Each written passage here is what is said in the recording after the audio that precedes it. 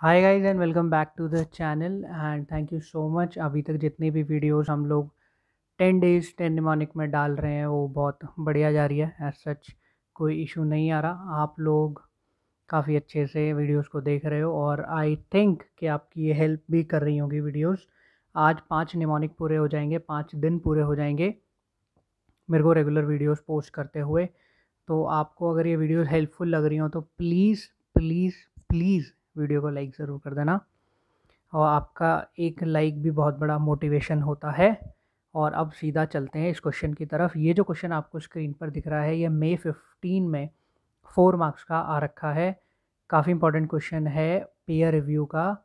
आज भी हम CA final audit peer review chapter से ही निमोनिक कर रहे हैं और काफ़ी इंपॉर्टेंट क्वेश्चन है। इसका एक निमोनिक हम करेंगे जिससे पूरा क्वेश्चन सॉल्व हो जाएगा। और निमोनिक क्या है देखो, पहले क्वेश्चन पढ़ लेते हैं थोड़ा सा कि explain the step wise approach. क्या एक्सप्लेन करना है हमें? स्टेप वाइज अप्रोच बतानी है adopted by the peer reviewer.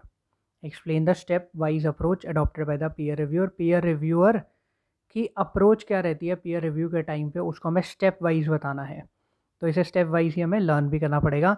इसका जो निमोनिक बनेगा वो बनेगा यू, मतलब कि आप। यू बोले तो आप। और आपको you have to apply the analytical procedure. you have to apply the analytical procedure for किस लिए? Review and evaluation. तो UAPRE इसको याद कैसे रखोगे? You have to apply the analytical procedure for review and evaluation. ये क्या है? ये स्टेप वाइज अप्रोच है पीयर रिव्यूअर की, जब वो पीयर रिव्यू करेगा। अभी कैसे लगेगा, कैसे होगा, देख लेते हैं इसको। देखो, step wise approach adopted by the peer reviewer, ये पढ़ना हमें। सबसे पहले है यू। सबसे पहले आपको असाइनमेंट को अंडरस्टैंड करना पड़ेगा। Obtain an understanding of the assignment. सबसे पहले असाइनमेंट को अंडरस्टैंड करो। The reviewer should obtain an understanding of the assignment so as to plan the review of documentation. वो आपको असाइनमेंट क्यों अंडरस्टैंड करना है? ताकि आप डॉक्यूमेंटेशन रिव्यू का प्लान कर सको। सबसे पहले अंडरस्टैंडिंग UAP था, उसके बाद आता है हमारा ए से क्या होगा हमारा? ए से बनेगा हमारा assurance engagement, selection of assurance engagement. क्या लिखा है इसके अंदर देख लेते हैं। Reviewer should ascertain the number of assurance engagement to be reviewed based on the evaluation of replies given in the questionnaire and the size of practice unit. Reviewer क्या करेगा? एसरटेन करेगा नंबर ऑफ एश्योरेंस एंगेजमेंट्स जो उसको review करनी है, और उसका basis क्या होगा? जो क्वेश्चनर उसने इशू करा था उसके रिप्लाईज के बेसिस पे और प्रैक्टिस यूनिट के साइज़ के बेसिस पर। दो बेसिस है, जो रिप्लाई रिसीव हुए क्वेश्चनर के वो, और प्रैक्टिस यूनिट का साइज़। इसके बेसिस पे वो अश्योरेंस एंगेजमेंट सेलेक्ट करेगा। सबसे पहले क्या करेगा? अंडरस्टैंड करेगा असाइनमेंट को, उसके बाद अश्योरेंस एंगेजमेंट को सेलेक्ट करेगा। तो UA, उसके बाद आता है P। इसके बाद आता है हमारा P से क्या है हमारा? Policies and procedure of practice unit. उसको क्या करेगा? Examine. Policies and procedure of practice unit को एग्जामिन करेगा। इसमें क्या लिखा है देख लेते हैं एक बार। The reviewer should wherever possible examine that the policies and procedure for acceptance of audit have been complied with and necessary documentation with regard to same exist. Reviewer क्या करेगा? जहाँ पर भी पॉसिबल होगा एग्जामिन करेगा policies और procedure जो audit accept करी हैं, वो उसको कंप्लाई किया गया है विद नेसेसरी डॉक्यूमेंटेशन, और वो एग्जिस्ट भी करती हैं। मतलब पॉलिसीज एंड प्रोसीजर जो भी ऑडिट एक्सेप्ट करी हैं वो एग्जिस्ट भी करती हैं और हमारा वो कंप्लाई भी करती है बेसिकली। ऑडिट एक्सेप्टेंस के टाइम पर पॉलिसीज़ और प्रोसीजर्स को कंप्लाई किया गया है जो भी डॉक्यूमेंटेशन चाहिए उसके लिए, और वो एग्जिस्ट भी करती है। पॉलिसीज एंड प्रोसीजर एग्जिस्ट भी करती है। तो यहाँ पर हमारे 3 पॉइंट्स कवर होते हैं। UAP जो रिव्यू एंड इवैल्यूएशन है, RNE है, वो एक ही पॉइंट है, वो आपके सामने है। Review and evaluation of records. Review and evaluation of records. तो क्या था? सबसे पहले असाइनमेंट को अंडरस्टैंड करो, फिर अश्योरेंस एंगेजमेंट को सेलेक्ट करो, फिर policies and procedure of practice unit को एग्जामिन करो, और फिर रिव्यू एंड इवैल्यूएशन ऑफ करो रिकॉर्ड्स की। कंप्लाइंस एंड सब्सटेंशिव चेकिंग है इसके अंदर, देख लेते हैं क्या लिखा है। The reviewer would conduct adequate compliance procedure to gain evidence.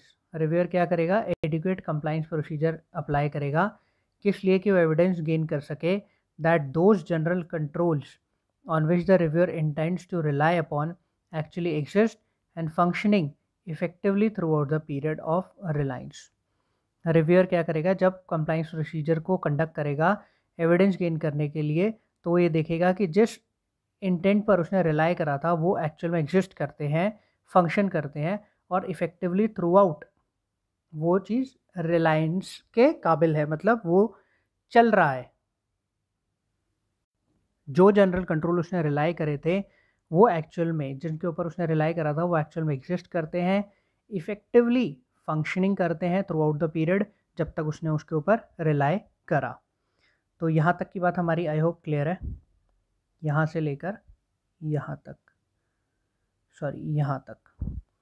आगे चलते हैं। Based on the results of compliance procedure, compliance procedure के रिजल्ट्स के बेसिस पर reviewer concludes either to rely और not to rely on the general controls. अब वो देखेगा जो कंप्लाइंस प्रोसीजर के रिजल्ट्स आएंगे उसके बेसिस पर देखेगा कि जनरल कंट्रोल्स के ऊपर रिलाई करना भी चाहिए या नहीं करना चाहिए। In case the reviewer decides to rely on the general controls, अगर मान लो वो करता है rely, he would also need to determine the extent of reliance. एक बार आपने सोचा कि मैं इस पर रिलाई कर लेता हूँ, फिर उसके बाद आप क्या सोचोगे, कितना रिलाई करना है, एक्सटेंट ऑफ रिलायंस क्या रहेगा, to be placed on such controls.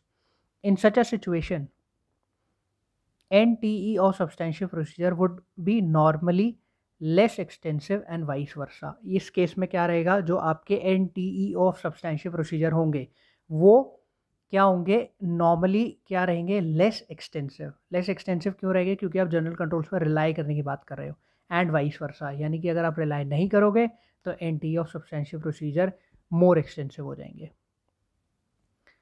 The substantive approach involves application of such review procedure that provide the reviewer with the evidence।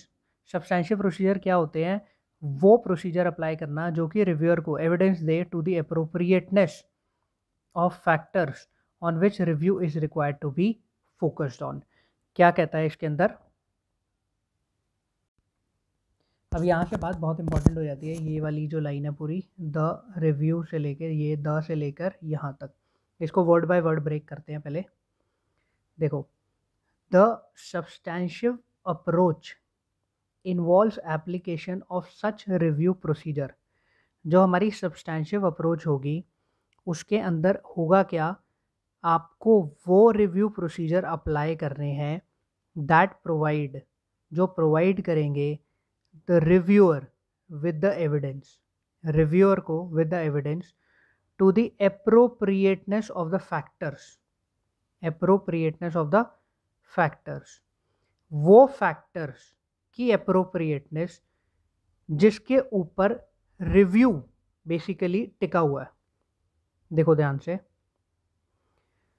यहाँ से लेके the substantive approach involves application of such review procedure that provide the reviewer with the evidence to the appropriateness of the factors on which the review is required to be focused on। जिन factors के ऊपर टिका हुआ है review, peer review हमारा टिका हुआ focused है, उन फैक्टर्स की एप्रोप्रिएटनेस को बताने के लिए हम, मतलब उन फैक्टर्स की एप्रोप्रिएटनेस को बताने के लिए, उन फैक्टर्स की एप्रोप्रिएटनेस को बताने के लिए एविडेंस लेना हमारा सब्सटेंशिव प्रोसीजर होगा। तो ये एक बार आपको थोड़ा सा ध्यान से पढ़ना होगा ये वाला पॉइंट, और उसमें भी सिर्फ ये एंड का ही पॉइंट है, ऊपर तो इतनी बड़ी कोई बात नहीं लिखी। एक बार देख लेते हैं ऐसे एग्जामिनर का कमेंट क्या है, एक लाइन का कमेंट है बहुत छोटा सा। Most of the candidate explain the process of peer review instead of step wise approach. सबने क्या करा, प्रोसेस ऑफ पीयर रिव्यू बता दिया कि पीयर रिव्यू का प्रोसेस क्या होता है, जबकि बताना क्या था, स्टेप वाइज अप्रोच। लेकिन आई बिलीव अब ये गलती नहीं होगी, आप लोग स्टेप वाइज अप्रोच ही बताओगे, क्योंकि आपको स्टेप वाइज अप्रोच याद हो गई है। You have to apply the analytical procedure for review and evaluation of records, UAPRE। RNE एक ही पॉइंट है, UAP एक पॉइंट है। और अच्छे निमोनिक अगर किसी के पास है तो कमेंट सेक्शन आपके लिए खुला है, बिल्कुल लिखो। हम अगर आपका निमोनिक बहुत अच्छा होगा तो अगली वीडियो में मैं बता दूंगा कि इस क्वेश्चन का ये निमोनिक भी हो सकता है। So thank you so much guys for watching this video. आपके को अपने व्यूज़ एक्सप्रेस कर सकते हो कमेंट सेक्शन में और लाइक कर सकते हो वीडियो को। Thank you so much.